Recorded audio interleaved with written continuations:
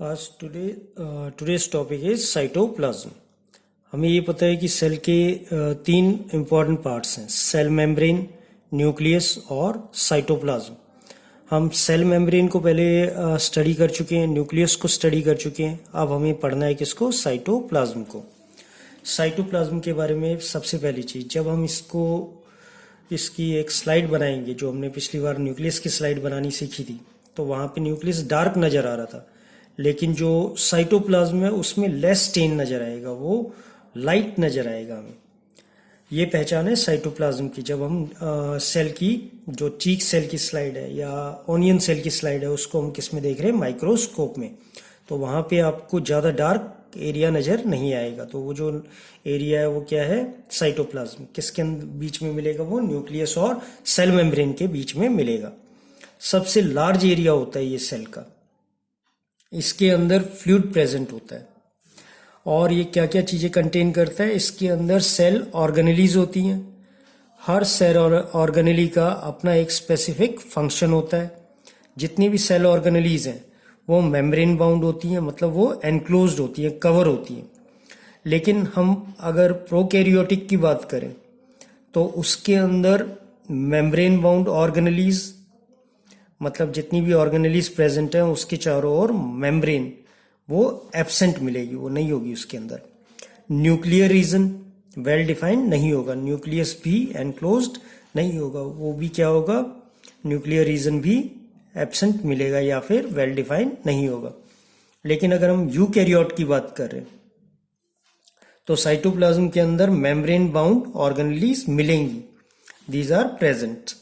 और nuclear membrane, जो nucleus के अराउंड मेम्ब्रेन होती है, वो भी मिलेगी। तो ये एक इंपॉर्टेंट डिफरेंस है बिटवीन प्रोकैरियोट एंड यूकैरियोट। जो वायरस होता है फॉर एग्जांपल, उसके अंदर मेम्ब्रेन्स नहीं मिलती। तो वो जब शरीर से बाहर होता है किसी लिविंग ऑर्गेनिज्म के, तो वो कोई भी कैरेक्टर शो नहीं करेगा लाइफ के, मतलब वो कैसा रहेगा? डेड रहेगा। लेकिन जैसे ही वो एंटर कर जाएगा किसी लिविंग बॉडी के अंदर, तो वो क्या करेगा? शो करेगा लाइफ के कैरेक्टरिस्टिक। वो क्या करेगा? जो लिविंग सेल है उसका इस्तेमाल करके मल्टीप्लाई करेगा, और जो भी लिविंग बॉडी है उसकी सेल मशीनरी का इस्तेमाल करेगा। मशीनरी का इस्तेमाल करने के बाद वो कैसा हो जाएगा? लिविंग हो जाएगा। तो ये किसकी वजह से हो रहा है? Because of lack of membrane. अगर मेम्ब्रेन होती वायरस के अंदर तो फिर वो ऐसा नहीं कर पाता, वो बाहर भी कैसा शो करता? लिविंग। लेकिन अब वो बॉडी के बाहर कैसा शो कर रहा है? नॉन लिविंग, डेड शो कर रहा है। जैसे ही वो बॉडी के अंदर एंटर कर रहा है किसी की पर्सन की, या फिर किसी लिविंग बॉडी के अंदर जा रहा है, तो फिर वो क्या कर रहा है? अपने आप को लिविंग शो कर रहा है, वहां पे उसका सेल इस्तेमाल करके अपने आप को मल्टीप्लाई कर रहा है। Next topic is cell organelle. जो साइटोप्लाज्म हमने देखा, जो मेजर रीजन है, सबसे लार्ज पार्ट है, वो साइटोप्लाज्म है। उसको कवर कौन कर रहा है? सेल और प्लाज्मा मेम्ब्रेन। जो प्लाज्मा मेम्ब्रेन है उसको हम सेल मेम्ब्रेन भी कह सकते हैं। और इसके अंदर क्या है? Cell content. उसको कौन सेपरेट कर रहा है एक्सटर्नल एनवायरनमेंट से? दैट इज प्लाज्मा और सेल मेम्ब्रेन।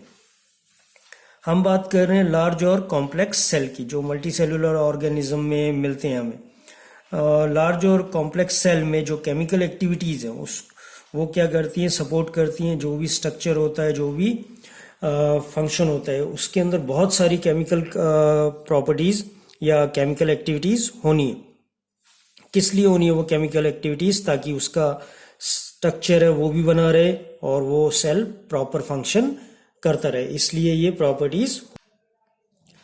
जो सेल है उसकी एक्टिविटीज अलग अलग, जो उसकी ऑर्गेनेलीज है उनको एक्टिविटीज को अलग करने के लिए, वो जो ऑर्गेनेलीज होती हैं वो किससे बाउंड होती हैं? These are bound by membrane. उसके आसपास मेम्ब्रेन होती है। तो जितने भी ऑर्गेनेलीज मिलेंगी उसके आसपास क्या मिलेगी?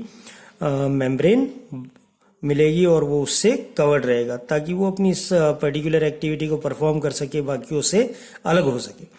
जितनी भी ऑर्गेनेलीज हैं इसको हम माइक्रोस्कोप से देख सकते हैं। नॉर्मली इलेक्ट्रॉन माइक्रोस्कोप का इस्तेमाल किया जाता है इनको देखने में। जो ये मेम्ब्रेन बाउंड स्ट्रक्चर है या मेम्ब्रेन बाउंड नहीं है, वो दोनों अलग अलग होता है प्रोकैरियोट और यूकैरियोट में, जो हमने पिछले अभी थोड़ी देर पहले देखा था। सेल ऑर्गेनेलीज अलग अलग होती हैं, अलग अलग काम होते हैं उनके, अलग अलग तरीके से वो काम करते हैं, तो उसके अलग अलग नाम भी हैं।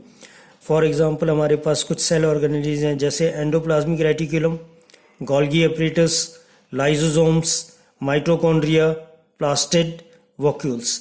इन सब के बारे में हम एक एक करके अगले आने वाले वीडियोस में स्टडी करेंगे। तब तक के लिए थैंक यू।